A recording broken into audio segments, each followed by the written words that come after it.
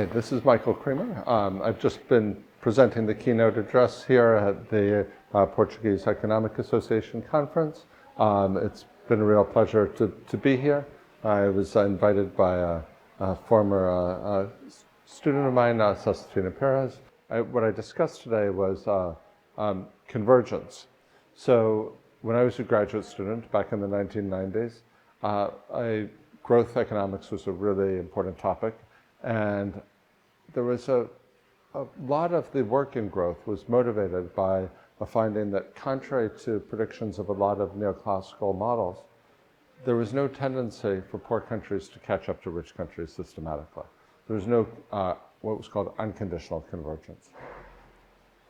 There was a finding that if you conditioned on countries' policies and institutions, that there was some convergence. But this lack of convergence motivated a whole raft of theoretical models in the endogenous growth literature. The study of development and growth has changed a lot since then, and there's been a lot of movement towards more micro-level studies with more careful identification, randomized controlled trials. I've been very involved in, helped develop that approach. But there's been continued study of growth, but often with trying to look at natural experiments from particular historical episodes. And that literature has found a huge persistent effect of historical institutions. So I think both those literatures are very important, but I also think it's important to look at the aggregate patterns in the data as well in cross-country income, and to look at the correlations between income and other policy and institutional variables. Certainly any model should try to explain those facts, be consistent with those facts, and it's obviously also possible that just looking at micro-relationships might miss some important features of the data. The origins of this project came when I was presenting these facts to my graduate development economics class and thought it was important to revisit some of the numbers and update them.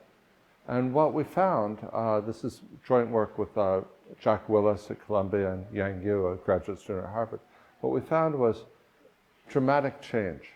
So now there's very strong evidence of convergence. Poor countries really are catching up to rich countries. You can't rule out that's just a macroeconomic blip, something since the 2000s, the Great Recession. But we've looked at a number of ways, and at least our view is something much more fundamental is going on.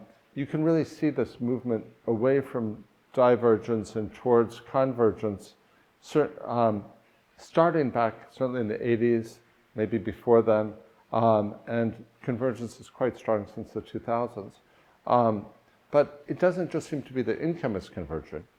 When we looked at a whole raft of policy variables, and so basically we tried to look at all of the policy variables that had gone into the work in the 90s and 80s that looked at what were the determinants of income growth, or maybe I should better say what were the correlates.